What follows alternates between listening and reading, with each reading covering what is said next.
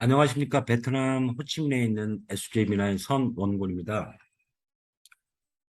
올해가 베트남하고 수교한 지가 30주년 되는 해입니다. 1992년도에 수교를 했으니까요.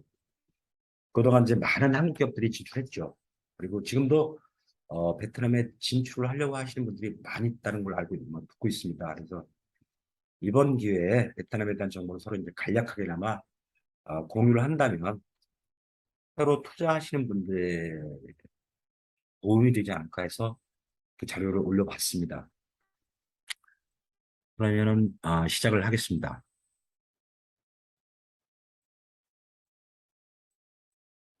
앞서 어, 어차피 베트남에 투자를 한다면 베트남에 들어와서 베트남 사람들하고 같이 일을 해야 되는데 베트남에 대해서 이제 백그라운드를 좀 알면 그분들을 좀 이해하는 데 좀 도움이 되지 않을까 해서 간략하게 베트남에 대해서 리뷰를 하는 시간을 갖도록 하겠습니다. 인구는 9,800만입니다. 1억 보시면 됩니다. 면적은 33만 1,212평방킬로미터입니다. 감은 잘 안 오시죠? 그래서 지도를 보시면 이렇게 보시면 베트남이 긴 나라거든요. 그러니까 이제 북동쪽으로는 중국과 접해 있고요. 북서쪽으로는 라오스하고 접해 있고요. 그다음에 서쪽으로는 캄보디아하고 접해 있습니다. 그래서 동서로는 좁지만 남북으로 이렇게 긴 나라입니다. 그래서 남북 길이가 1,600km 정도. 그다음에 하노이에서 이제 호치민까지는 2시간 정도 비행기로 오시면 됩니다. 기후는 열대 몬순. 그러니까 5월부터 10월까지 이제 우기입니다. 뭐 과거에는 뭐 OS 콜이 한 번씩 내리고 그랬는데 지금은 아침, 점심, 저녁 그냥 때도 없이 옵니다. 그다음에 이제 11월부터 4월까지는 건기고요. 수도는 호치민이 아니고 하노이입니다. 호치민 아시는 분도 간혹가다 있습니다. 종교도 이제 불교 국가로 아시는 분도 꽤 있는데요. 그렇지 않습니다. 불교 10.5%밖에 안 되고요. 천주교 9%, 베트남 전통 종교죠. 포화교가 2%, 기타 무교가 70%. 그다음에 국내 총 생산은 3,680억 불, 세계 41위고요. 1인당 국내 총 생산은 3,743불. 하지만 제가 느끼기에는 호치민이나 하노이는 이미 만 불이 넘은 걸로 제가 알고 있습니다. 그만큼 도시 빈부격차가 크다는 얘기죠.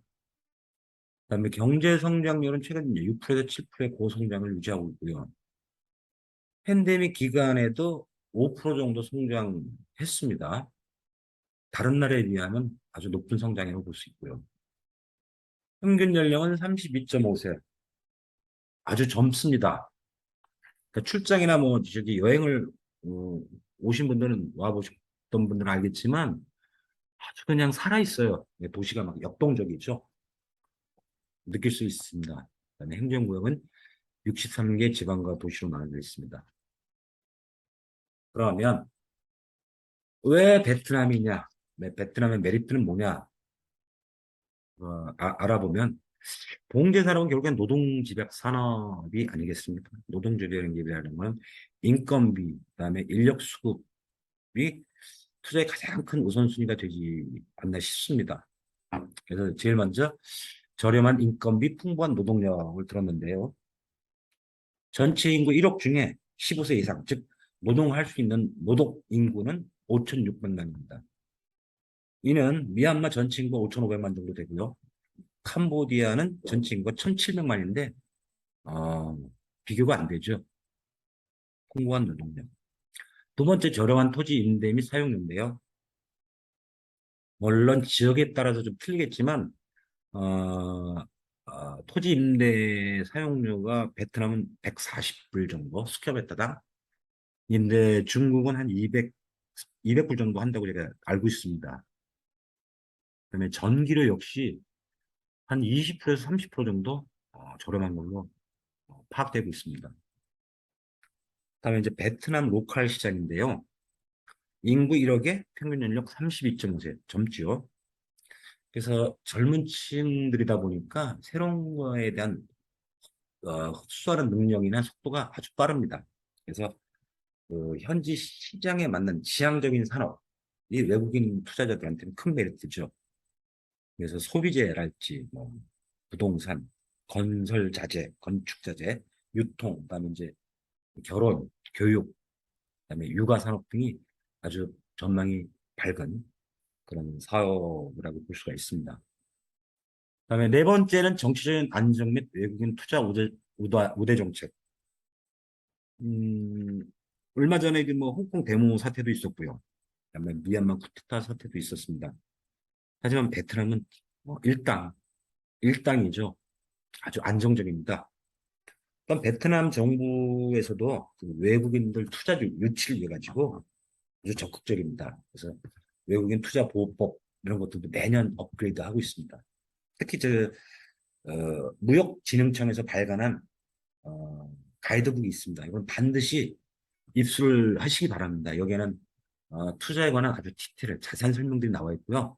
아울러 그 인센티브에 관련된 부분이 많이 나와 있으니까 꼭 입수해서 투자 전 숙독하시기 바랍니다. 다음에는 지속적으로 국제기구 및 경제협력체와의 협력을 통한 경쟁력 확보입니다. 베트남은 그 유엔 산하 193개국과 지금 교류를 하고 있고요. 그다음에 이제 30개 전략적이고 포괄적인 파트너십을 하고 있습니다. 그다음에 이제 63개 국제기구죠. 국제기구의 회원으로 되어 있는데 대표적인 국제기구가 WTO나 아세안, 아셈, 에이펙 등입니다. 그 밑에 보시면 나와 있지만 베트남하고 FTA를 하고 있는 나라들을 좀 열거를 했는데요. 유럽, 그다음에 러시아, 일본, 한국, 홍콩, 중국, 인도, 호주, 뉴질랜드 이런 나라들과 이제 FTA를 맺고 있고 FTA라는 게 결국은 관세 철폐죠. 관세 장벽을 철폐하는 건데 대부분 임가공이다 보니까 유럽이나 어, 일본, 한국 이런 쪽에 어떤 관세 혜택을 받을 수 있는 부분이 있습니다. 그래서 결론적으로 베트남에 투자하시면 어, 타 국가에 비해서 좀 더 낫지 않을까 이렇게 보고 있습니다. 이제 기업 진출 형태입니다. 보시면 100% 외국 투자 가능합니다. 제조뿐만 아니라 무역도 지금 가능합니다. 그다음에 현지인과의 조인트 벤처, 그다음에 파트너십, 유한 책임 회사, 주식 회사, 기존 회사의 지분을 인수, 전체나 일부를 인수하는 방법, 그다음에 이제 연락사무소나 지사살 형태 이렇게 이제 나눠져 있는데요. 개인적인 생각입니다. 제 개인적인 생각은 처음 투자를 하신다면 100% 외투법인, 외국 투자야 법인으로 해서 라이센스를 받으시는 게 좋지 않나 생각이 듭니다. 두 번째, 현지인과의 조인트 벤처 형식인데요. 요거는, 현지인이, 베트남 지분이 51%라면 이거는 베트남 회사로 간주하고 있거든요. 장점은 쉽게 라이센스도 받을 수 있고요. 세무조사 때도 쉽게 넘어갈 수 있는 부분이 있습니다. 하지만, 어떤 이슈가 있었을 때 52% 지분을 갖고 있는 현지 컨트롤이 잘 안 되는 부분이 있습니다. 명문적으로 현지인이 대표로 돼 있거든요. 그래서 이런 부분들은 약간 악유소리가 있고요. 그래서 문제가 발생했던 회사들을 본 사례가 있습니다. 그래서 그냥 깔끔하게 100% 외국 투자로 진출하시는 것을 저는 추천드립니다. 투자 플로우인데요. 투자 플로우는 뭐 심플합니다. 지금은 이제 공단 외에는 더 이상 봉제 관련 라이센스를 신규로 내주지 않습니다. 그래서 다 공단 안으로 들어가야 되는데요. 공단 안에는 공단관리위원회가 있습니다. 그래서 공단관리위원회에다가 투자 등록을 하고 투자 등록증을 발급받고 나서 사업자 등록증을 교부받으면 그거를 근간으로 해서 은행에 가서 회사 법인 어카운트를 개설하시고 개설과 동시에 해외에서 투자 금액이 들어오면 그때부터 사업을 시작하시면 되겠습니다. 물론 이제 투자 지역을 먼저 선정을 하셔야 되겠죠. 뭐 북쪽일지, 중부일지, 아니면 남부일지, 남부에서도 호치민일지, 옆에 동남이나 빈징일지 선정을 하신 다음에 진행을 하시면 어겠습니다. 연락사무소하고 지사 설립 약간 뭐 좀 틀린데요. 요거는 공단 외에도 허가가 나옵니다. 단 과거 이제 연락사무소 같은 경우는 이제 무비자로 스테이 하려고 이렇게 많이 좀 했던 부분이 있어요. 남발했던 부분이 있는데 그 지금은 연락사무소 같은 경우는 본사에 1년간의 최소 1년간의 회계 자료를 요청하고 있습니다. 브랜치는 최소 5년간의 자료죠. 음, 그래서 투자 전에 연락사무소든 브랜치를 오픈하셔가지고 어, 1년이든 2년이든 좀 더 디테일하게 조사를 하신 후에 진출하셔도 나쁘진 않을 것 같습니다. 조금 더 들어가면 임금에 대한 내용인데요. 한국이나 이제 미얀마 같은 경우는 뭐 최저임금비가 어디를 가든 다 똑같죠. 근데 이제 베트남은 4급지로 나누고 있습니다. 네, 도시 아무래도 이제 1급지는 도시죠. 그다음에 이제 갈수록 조금 더 먼 도시에서 멀리 떨어져 있는 시골이라고 보시면 되겠습니다. 그래서 1급지는 200불 최저 인건비입니다. 월. 4급지는 140불 정도 되죠. 거의 한 40% 높습니다. 무시할 숫자는 아닙니다. 보통 봉제 공장이 적게는 뭐 500에서 뭐 많게는 뭐 1000명, 2000명 되기 때문에 60불 정도 차이 나는 건 쉽지 않습니다. 작은 숫자는 아니죠. 또 한 가지 뭐 외국인 기업이죠. 저 한국 업체는 이제 외국 기업이다 보니까 4급지에 공장을 세팅을 했는데 4급지 최저임금을 적용하는 게 아니고 보통 1급지 높여서 4급지지만 3급지 월급 기준을 가지고 내고를 시작합니다. 그건 아무래도 이제 베트남 현지인 업체와의 경쟁의 우위, 그다음에 이제 베트남 사람들도 이제 한국 업체, 외국 기업에 다닌다는 그런 자부심, 그런 거를 위해서 자관 1급지 높게 주고 있는 어, 현실이다. 이렇게 보시면 되고요. 아, 노동계약 작성은 당연히 하셔야 되고요. 거기에 이제 무기한 계약이 있고요. 그다음에 정기 노동계약이 있는데 보통 1년 단위로 하고 있습니다. 1년 단위로 이제 재계약을 하고 있고, 그다음에 이제 수습 기간은 최장 6개월까지.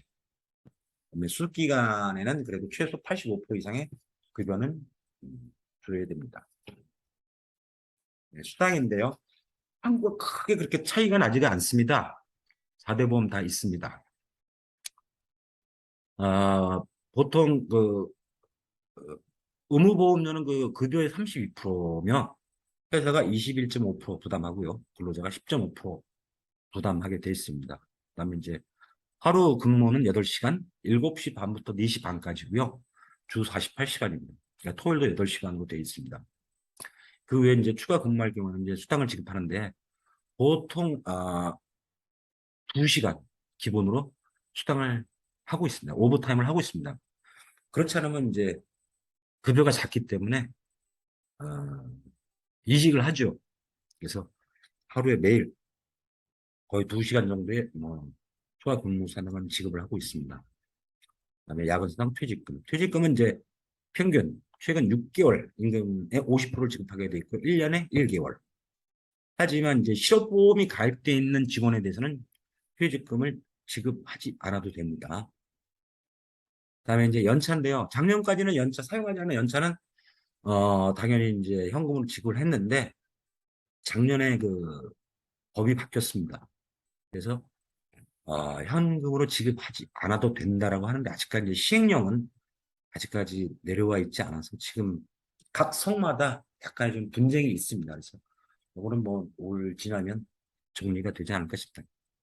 원칙적으로는 사용하지 않은 연차는 지급하지 않으셔도 되는 게 법으로 되어 있습니다. 자, 그러면 베트남 산업단지인데요. 300개 이상의 공단이 있습니다. 지역에 따라서는 임대료 천차만별입니다. 소대 말씀드렸듯이 이제 하노이 쪽 북부 하이퐁 포트를 통해서 들어오고요. 중부 다낭 포트죠. 그다음에 이제 호치민 남부 호치민 포트, 캉라이 포트를 통해서 물류가 이제 진행이 되겠습니다. 남부 쪽은 주로 이제 수출 봉제가 강합니다. 특히 미주, 라이트 가먼트, 드레스나 브라우스, 그다음에 니트 쪽이 강하고요. 북부는 이제 오분 쪽에 가깝니다. 이제 뭐 수트, 자켓, 뭐 팬츠, 스커트. 한국 내수 공제들이 이쪽으로 많이 들어와 계시죠. 그다음에 유럽 수출 쪽 북쪽에 좀 강합니다. 그래서 투자 지역 선정할 때 다 챙겨보셔야 됩니다. 임대료, 그다음에 분양 가격 조건, 그다음에 인센티브 조건, 그다음에 이제 뭐 그 주의 경쟁사, 대기업이 있는지 없는지, 그다음에 인력 수급, 그다음에 이제 도로, 전력 상황 등을 꼼꼼히 잘 따져 보셔야죠. 한번 저희가 투자를 해서 아니면 말고가 될 수가 없죠. 그래서 어차피 돈이 왔다 갔다 하기 때문에 좀 신중하게 고려를 하셔야 되고요. 자료를 통해서 검토도 하셔야 되지만 출장이나 연락사무소를 통해서 많은 정보들을 얻으시는 게 아, 수업료를 적게 내실 수 있지 않나 생각이 듭니다. 공장 임대료, 토지 임대료죠. 100불에서 한 250불 스퀘어미터다. 그다음에 이제 소규모 공장들은 이제 잘라서 공장을 임대를 하는데 보통 스퀘어미터는 3불에서 5불 정도면 임대할 수 있습니다. 그래서 1000스퀘어미터다 그러면 3,000불에서 5,000불 정도 보시면 크게 무리는 없습니다. 북부 지역을 보시면 위쪽이죠. 이렇게 이제 북부, 중부, 남부 세 부분으로 나눴을 때 북부 한우를 중심으로 해서 박린, 뭐 하노이, 하노이시에도 이제 있죠. 공간이 박린, 하이퐁, 하이징, 흥엔, 박장, 하남, 남딘, 닌빈, 타잉, 푸토 이런 지역이 이미 이제 한국인 업체들이 많이 나가 계세요. 여기가 이제 하노이에서부터 한 2시간 거리 안에 있는 성들입니다. 어, 최근에 그 뭐 하노이가 그 수도다 보니까 어, SOC 투자가 하노이에 많이 편중이 돼 있어요. 물론 이제 다랑이나 뭐 남부 쪽도 투자는 되겠지만 상대적으로 제가 이제 출장을 한 번씩 올라가면 새로운 길들이 많이 신설이 돼 있습니다. 눈에 띄게.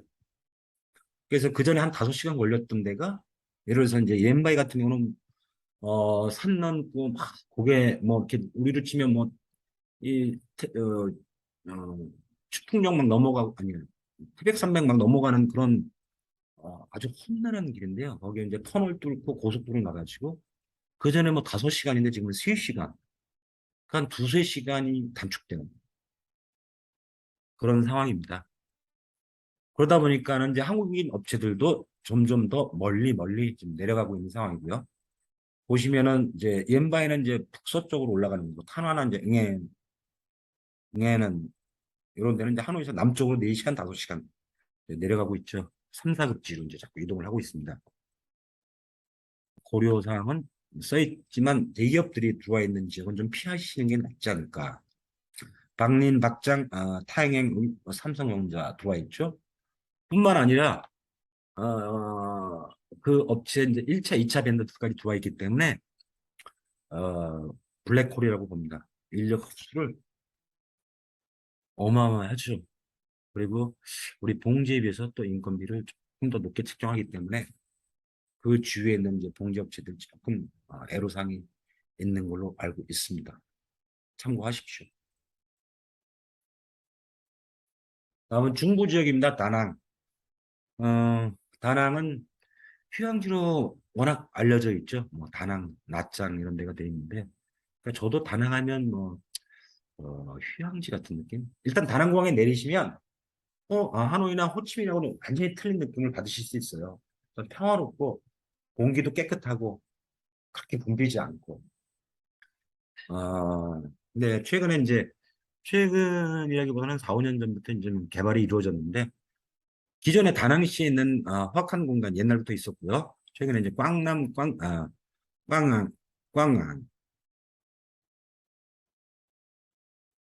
이런 데 보면 이제 땀기나 땀탕 공단이 있고요. 찜꺽 공단이 있습니다. 음, 땀기 같은 경우는 이제 효성이 지금 대기업이 들어와 있고요.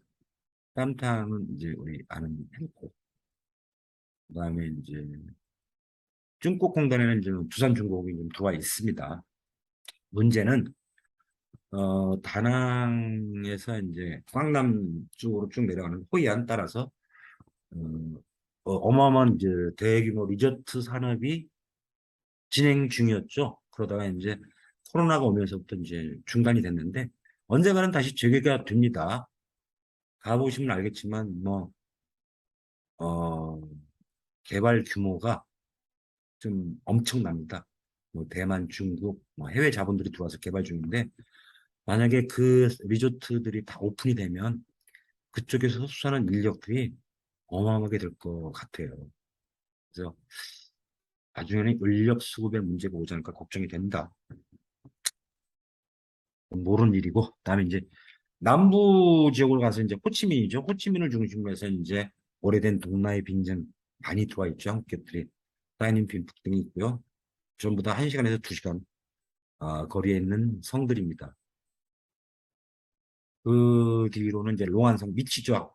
호치민에서 이제 밑으로 이렇게 좀 더 남쪽으로 내려가고 있습니다. 롱안, 벤체, 짜빈, 건터 3, 4그쯤입니다. 한 3시간에서 5시간 정도 떨어져 있다고 보시면 되고요. 이미 한국 기업들이 진출하고 있습니다. 했습니다. 참조하시기 바랍니다. 다음에 이제 세금 관련 정보인데요. 크게 다른 나라와 다르지 않습니다. 부가세는 모든 전반에 적용되는 상품 및 서비스에 0%에서부터 10%까지 적용이 되고요. 일반적으로 10%, 부가세 10%지만 올해부터 이제 8%로 조정됐습니다. 그래서 대부분 뭐 우리가 물건 사고 팔 때, 그다음에 용역 서비스 대부분 8% 조정이 됐고요. 법인세는 일반적으로 20% 적용됐습니다. 그래서 하지만 신규 투자 시 이 법인세 감면 인센티브가 있으니까 꼭 확인하시고 손해보는 없도록 하시기 바랍니다. 그다음에 개인소득세는 베트남에 183일 이상 거주하는 외국인들은 아, 다 개인소득세를 내야 됩니다. 개인소득세 세율은 누진제인데요. 6천만 동 이하는 5% 연간, 그다음에 9억 6천만 동 초과시는 35%가 됩니다. 그러니까 저희가 만약에 급여를 베트남에 다 신고하면요. 최상이죠. 35%를 내야 됩니다. 그래서 이제 보통 한국 그 관리자들 경우는 이제 100%다 보고는 하지 않고요. 일부는 한국에서, 일부는 베트남에서 그렇게 이제 두 군데로 나눠서 이제 급여를 지급하고 있습니다. 감안하시기 바랍니다. 비거주자의 급여를 줄 수는 있는데요. 그럴 경우에는 총액의 20%를 부과합니다. 뭐 공제 이런 거 없습니다. 전체 총액의 20%. 그 세관 업무 관련 임포트 텍스입니다. 매년 HS 코드집이 발간되고 있습니다. 그래서 매년 업데이트하고 있고요. 그다음에 인터넷상으로도 확인이 가능합니다. 인터넷으로도 볼 수 있고요. 그다음에 이런 FTA, 그다음에 GSP나 EVA 같은 그런 것들을 맺고 있는 나라들이 있으니까 반드시 확인하시고 거기에 맞는 HS 코드를 적용해서 면세를 받으시기 바랍니다. HS 코드를 가지고 또 이렇게 해석을 두 가지로 하는 경우도 있고요.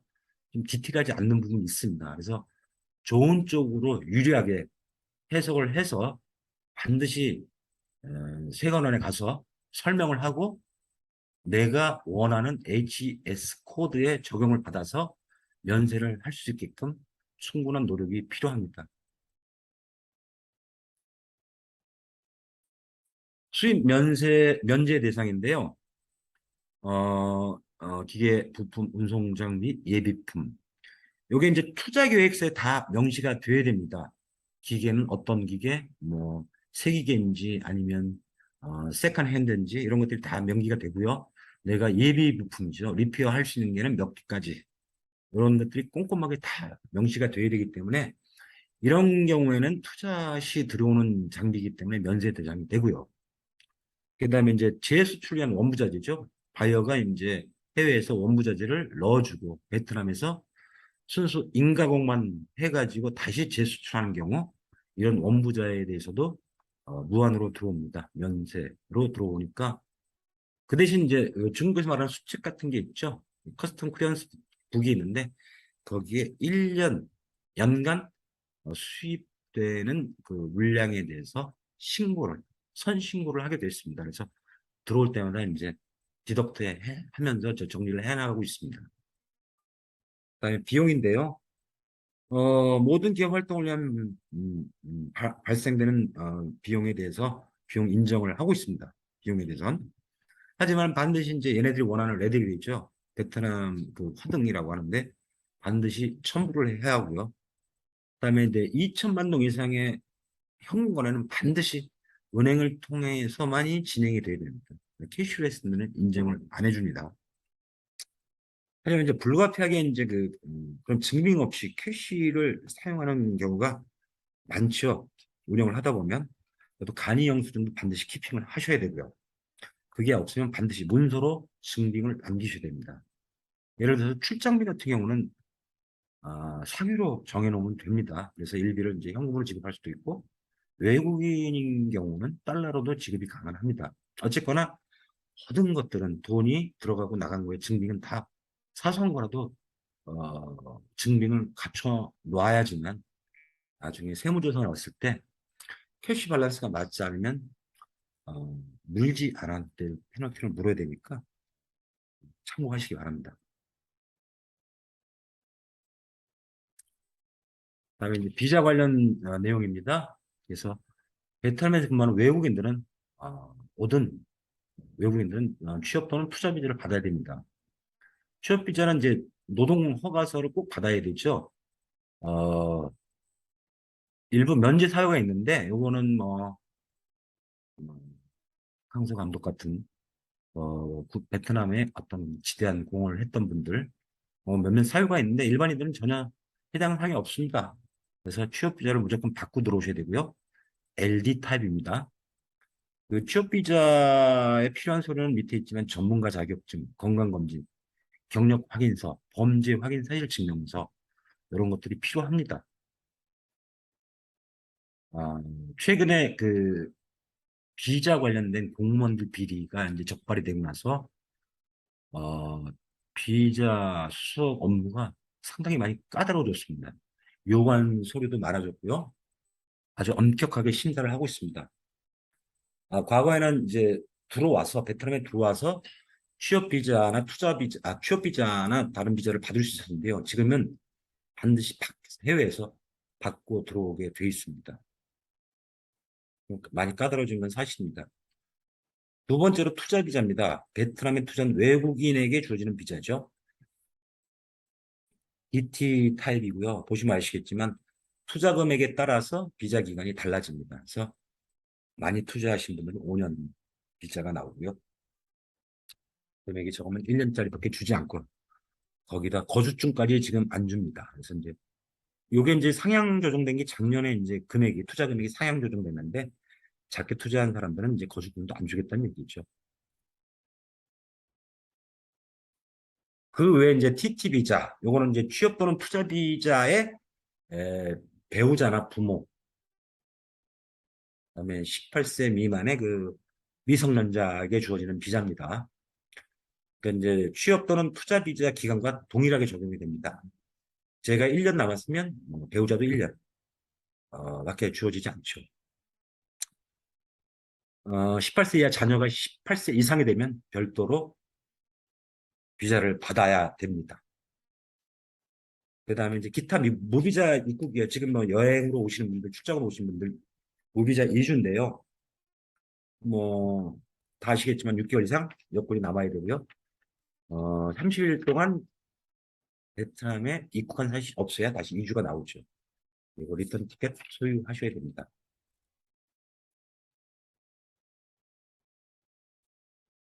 이상으로 이제 간단하게 베트남 투자를 위한 정보를 공유를 해봤는데요. 정말 뭐 할 기식으로 진행을 했습니다. 근데 따져봐야 될 사항들은 이런 것들이 있으니까요. 조금 더 디테일한 부분은 제가 아까 말씀드린 투자진흥청에서 발간한 투자진 반드시 입수하셔가지고 꼼꼼히 살펴보시기 바랍니다. 마지막으로 이제 베트남 현지 시장에 대한 어떤 트렌드? 그런, 음, 그래서 좀 간단히 이제 적어봤습니다. 패션 시장 규모는 약 43억 불, 100조 동 43억 불 정도고요. 이 중에 이제 어페럴이 58% 정도 됩니다. 주 구매층은 25세에서부터 젊은 층이죠. 35세. 아주 트렌디한 성격을 갖고 있는 매스컴이나 이런 쪽에 영향을 많이 받습니다. 한류 좋아합니다. 한국 드라마, 한국 가요 많이 좋아하고 있고요. 그다음에 이제 남성보다는 여성 소비가 강하죠. 그다음에 이제 패션 트렌드는 캐주얼입니다. 아시겠지만 대부분 오토바이로 이제 출퇴근 통학을 하고 있습니다. 아직까지는 버스나 기차가 대중화되어 있지 않기 때문에 취업을 하면 오토바이부터 삽니다. 그리고 출근하죠. 그렇기 때문에 정장 차림은 아직까지는 좀 시기상조가 아닌가 싶습니다. 그리고 최근에 이제 뭐 사이클 동호회, 뭐 축구 동호회, 마라톤 동호회 이런 것들이 많이 늘고 있습니다. 그리고 동네마다 그 조금 그 좀 푸어합니다만 그냥 헬스클럽들이 많아요. 그다음에 이제 좀 고가 주택 근처에나 이제 큰 백화점, 쇼핑몰 근처에는 큰 짐들이 들어와 있습니다. 캘리포니아 짐 같은. 그래서 이런 데 이제 요가복이나 트레이닝복 등이 이제 많이 판매가 되고 있고요. 그래서 최근에 스포츠웨어 시장이 아주 성장이 좀 주목할 만합니다. 두 번째로 이제 그 학생복, 여학생복으로 아오자이도 많이 입었어요. 지금은 아니지만. 그리고 결혼식 피로연에 이제 아오자이를 입고 많이 참석을 했는데 최근에는 전부 다 이제 파티복이죠. 드레스를 입고 많이 참석을 하고 있습니다. 그리고 이제 웨딩 드레스 임대 산업 이런 것들이 이제 전망이 좋죠. 그다음에 액세서리 보면은 뭐 전체적으로 이제 신체 규모가 좀 작습니다. 체형이 베트남 사람들이 그러다 보니까는 이제 액세서리는 큰 거보다는 좀 작고 아담한 것을 선호하고 있죠. 그다음에 소비 패턴은 뭐 전 세계적으로 뭐 같지만 즉 오프에서 온라인으로 이제 많이 이전을 해 갔죠. 팬데믹을 거치면서 이게 이제 가속화된 것이고요. 베트남의 대표적인 온라인 구매 그 쇼핑몰은 라자다라고 해서 대부분 젊은 친구들은 라자다 통해서 많이 구매를 하고 있습니다. 배송 역시 여기 그랩이 잘 돼 있거든요. 아주 빠르고 쉽게 예, 배송이 진행되고 있습니다. 그다음에 자국 브랜드보다는 글로벌 브랜드를 선호한다. 그러니까 아직까지는 자국 브랜드의 좀 밸류가 네임 밸류가 좀 많이 떨어집니다. 그리고 지금 보시다시피 그 글로벌 브랜드들이 많이 들어와 있죠. 주로 이제 캐주얼적입니다. H&M이랄지 유니클로, 뭐 자라, 망고도 들어와 있고 갭 들어와 있고요. 스포츠는 나이키, 푸마, 아디다스 선호하는 브랜드입니다. 물론 뭐 메이텐이랄지 미에틴 뭐 이렇게 이런 브랜드들이 없는 이런 브랜드들이 베트남에서도 상당히 큰 회사들인데 소비자 입장에서는 그래도 글로벌 브랜드를 많이 선호하고 있습니다. 이상 간단히 베트남 진출을 이제 고려해야 될 부분에 대해서 뭐 알아봤는데요. 좀 더 구체적이고 치밀한 계획을 세워서 비용이나 시간을 좀 세이브할 수 있으면 합니다. 그래서 앞으로의 귀사의 성공적인 베트남 진출을 기원하겠습니다. 이상입니다. 감사합니다.